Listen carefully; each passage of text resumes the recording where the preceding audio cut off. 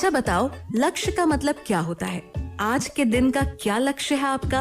और कक्षा 10वीं में पढ़ने वाले बच्चों का क्या लक्ष्य है?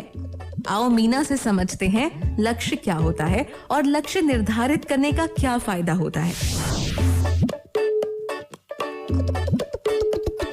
मीना ने है झटपट सीखे पढ़ने के चटपट तरीके हो, पहेली जो सुलझानी मीना पे है उसकी चाबी। पढ़ो पढ़ाओ और खेलो गाओ, सरल करे ये सबका जीना, चतुर चपल है अपनी मीना। अंग्रेजी या ताता धिन्ना हो, पहाड़े या हो गिन्ना, कैसे भी हो कठिन सवाल मीना कर दे सब खुशहाल। पढ़ो पढ़ाओ और खेलो गाओ, सरल करे ये सबका जीना, चतुर चपल है अपनी मीना।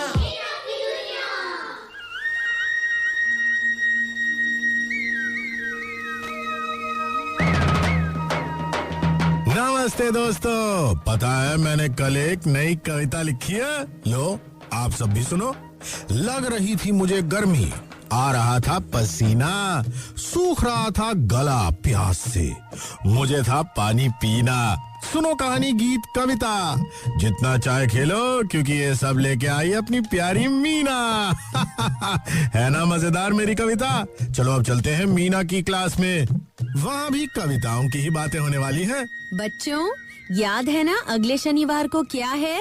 जी बहन जी, अगले शनिवार को हम सबके माता पिता आपसे मिलने स्कूल आएंगे। हाँ मीना, और मैं चाहती हूँ कि इस बार हमारी क्लास के कोई 3 बच्चे सबके सामने अपनी अपनी कविताएं सुनाएं। वो 3 बच्चे कौन होंगे बहन जी? एक काम करते हैं, 2 दिन बाद कविता सुनाने की एक छोटी सी प्रतियोगिता रखते हैं। जिन 3 बच्चों की कविताएं सबसे अच्छी हुई, वो अगले शनिवार को अपनी कविताएं सबको सुनाएंगे। सबको सुनाएंगे, तालियां बजाएंगे।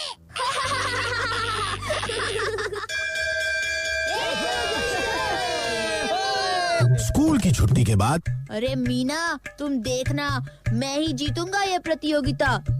मैं तो झांसी की रानी वाली कविता सुनाऊंगा। खूब लड़ी मर्दानी, वो तो झांसी वाली रानी थी। लेकिन वो कविता तो बहुत लंबी है मोनू, चुटकियों में याद कर लेता हूँ मैं सब। और अगले दिन बॉल पकड़, बॉल पकड़, बॉल पकड़, बॉल जा रही है, रन ले रहे हैं वो लोग। अरे ये लगा, अरे वाह, बहुत अच्छे। आओ आओ मीना, क्रिकेट खेलोगी? नहीं दीपू, मुझे घर जाके कविता याद करनी है। तुमने अपनी कविता याद कर ली? अरे अभी तो कल का दिन पड़ा है, आराम से याद कर लूंगा, जल्दी क्या है। दीपू अगले दिन भी अपने दोस्तों के साथ खेल कूद में लग गया और फिर प्रतियोगिता के दिन क्लास में। मुझे तोड़ लेना वनमाली, उस पथ पर देना तुम फेंक, मातृभूमि पर शीश चढ़ाने, जिस पथ जाएं वीर अनेक। बहुत अच्छे मीना। बच्चों, तुम सबने सचमुच बहुत अच्छी कविताएं सुनाई। और अब बारी है दीपू की। वीर तुम बढ़े चलो, धीर तुम बढ़े चलो, सामने पहाड़ हो, सामने पहाड़ हो। वो याद क्यों नहीं आ रहा? क्या हुआ दीपू, कविता ठीक से याद नहीं हुई? वो कोई बात नहीं, बैठ जाओ। बच्चों, अगले शनिवार को जो 3 बच्चे अपनी अपनी कविताएं सुनाएंगे, उनके नाम हैं मोनू, मीना और कृष्णा।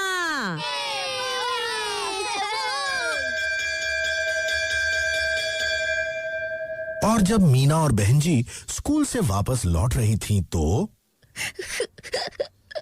अरे दीपू, तुम यहाँ अकेले बैठ के रो क्यों रहे हो? बहन जी, मैं अपनी कविता याद नहीं कर पाया। दीपू, तुम्हें अपना लक्ष्य तो पता था, लेकिन उस लक्ष्य को कैसे प्राप्त करना है वो तुम नहीं सोच पाए। मैं समझा नहीं बहन जी। मैं बताती हूँ। देखो, जब तुम क्रिकेट खेलते हो तो तुम्हें अपना लक्ष्य पता होता है, जैसे कि मुझे इतनी गेंदों में इतने रन बनाने हैं, या फिर मुझे तेज खेलना चाहिए या धीरे, है ना? जी बहन जी। और उस लक्ष्य को पाने के लिए तुम एक योजना बनाते हो और फिर उसी योजना के अनुसार खेलते हो। उसी तरह तुम सबका लक्ष्य था एक कविता याद करने का। अगर तुम उस लक्ष्य को सामने रखकर उसे प्राप्त करने के लिए एक योजना बनाते और उसके अनुसार अभ्यास करते, तो आज तुम्हें वो कविता अच्छी तरह याद हो गई होती। आप ठीक कह रही हैं बहन जी। किसी भी काम को करने के लिए हमें अभ्यास करने की और उस पर पूरा ध्यान देने की जरूरत होती है, क्योंकि जब हम एक योजना के अनुसार काम करते हैं तो हमारा ध्यान अपने लक्ष्य से नहीं भटकता। बहन जी, क्या दीपू को एक और मौका नहीं मिल सकता? ठीक है दीपू, मैं तुम्हें एक मौका और देती हूँ। अगर 2 दिन बाद तुमने मुझे अपनी कविता सुना दी, तो फिर अगले शनिवार को मोनू, कृष्णा और मीना के साथ साथ तुम भी सबको अपनी कविता सुनाओगे। कविता सुनाओगे, मुस्कुराओगे। और फिर मीना ने शुरू की दीपू को कविता याद कराने की तैयारी। मीना, मैंने सोच लिया है, इस बार मैं झांसी की रानी वाली कविता ही सुनाऊंगा। एक बात बताओ दीपू, उस कविता में कितनी पंक्तियाँ होंगी? 30-40 पंक्तियाँ तो होंगी मीना। 40। तुमने कागज पे ये 40 क्यों लिखा मीना? ये देखो दीपू, बहन जी ने तुम्हें 2 दिन का समय दिया है। 2 दिन के हो गए 48 घंटे। अगर तुम 10 पंक्तियाँ सुबह और 10 पंक्तियाँ शाम को याद करो, तो अगले 2 दिनों में तुम्हें पूरी कविता याद हो जाएगी। हाँ, और फिर मैं दोपहर को मजे से क्रिकेट भी खेल सकूंगा। हाँ दीपू, तुम अपने खाली समय में चाहे क्रिकेट खेलो या कुछ और, लेकिन अपने लक्ष्य पर हमेशा ध्यान रखना। मैं समझ गया मीना। मैं 1 घंटे में 4 लाइनें याद करूंगा और अगले घंटे उन्हीं लाइनों को दोहराऊंगा, ताकि मुझे वो अच्छी तरह याद हो जाएं। एक बात और दीपू, याद है ना बहन जी ने क्या कहा था? हाँ मीना, अपना लक्ष्य पहचान कर एक योजना बनाना और पूरा अभ्यास और पूरा ध्यान। बढ़ेगा ज्ञान। और फिर शनिवार को जब सब बच्चों के माता पिता स्कूल में बहन जी से मिलने आए, मीना के बाद कविता पढ़ने की बारी है दीपू की। सिंहासन हिल उठे, राजवंशों ने भ्रुकुटी तानी थी। बूढ़े भारत में आई फिर से नई जवानी थी। गुमी हुई आजादी की कीमत सबने पहचानी थी। दूर फिरंगी को करने की सबने मन में ठानी थी।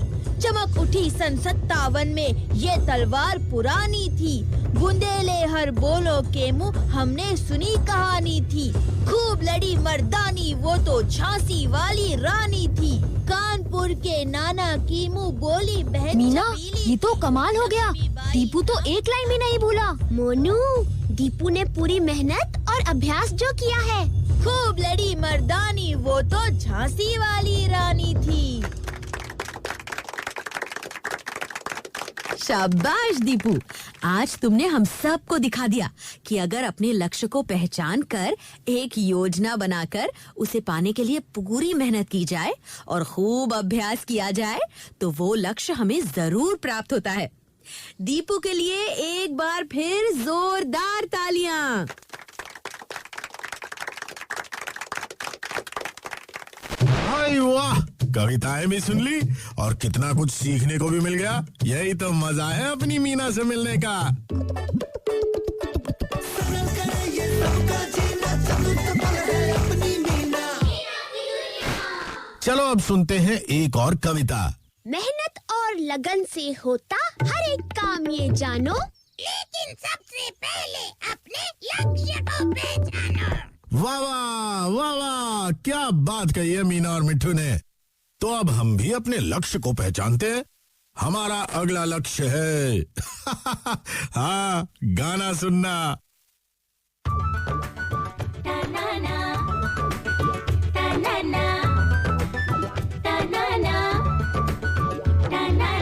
खेल पढ़ाई दोस्त बनाना सब कुछ स्कूल सिखाए। आओ हम भी स्कूल चले, कहीं देरी ना हो जाए। कभी पढ़े अपने टीचर से, दोस्त कभी समझाए। आओ हम भी स्कूल चले, कहीं देरी ना हो जाए। आओ हम भी स्कूल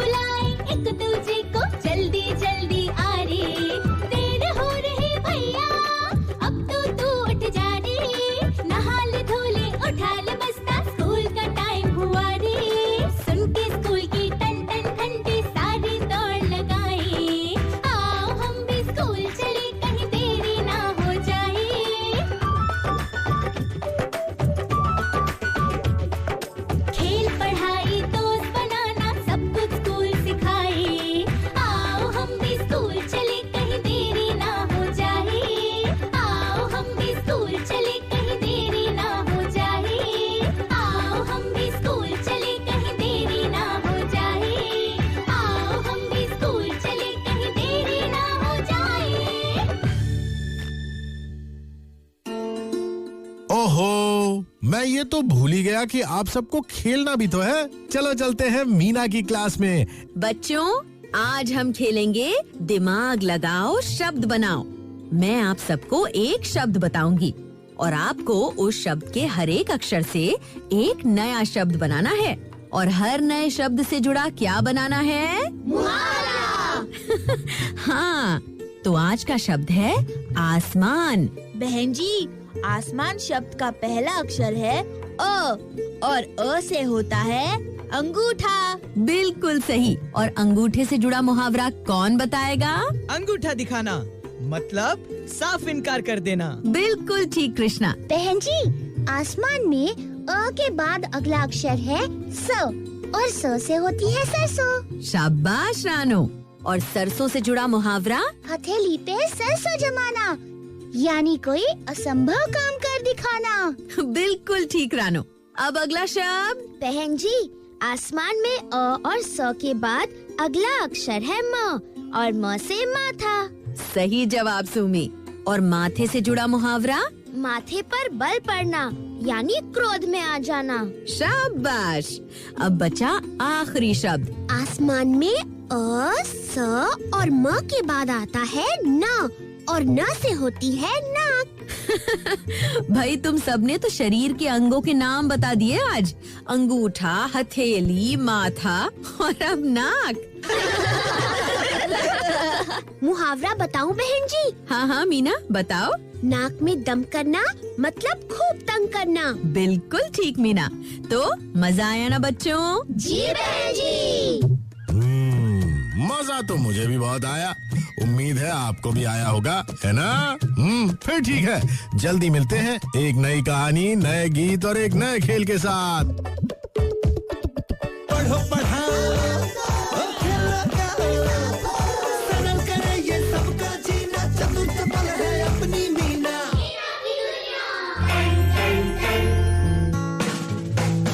बच्चों, सुना आपने? लक्ष्य निर्धारित करना ही सब कुछ नहीं होता, उसको पाने के लिए हम क्या कार्य करते हैं ये बहुत जरूरी है। अच्छा, आपको लक्ष्य पर कोई गीत आता है क्या? हाँ, यही रास्ता है तेरा, तूने अब जाना है। हाँ, यही सपना है तेरा, तूने पहचाना है। तुझे अब ये दिखाना है, रोके तुझको आंधियां, ये जमीन और आसमां, पाएगा जो लक्ष्य है तेरा। लक्ष्य तो हर हाल में पाना है। ये गाना आपने सुना होगा। बच्चों, अगर आपने लक्ष्य निर्धारित नहीं किया है तो करके देखना और फिर जानना कि हमारे कार्य करने के तरीके में कोई अंतर आता है क्या।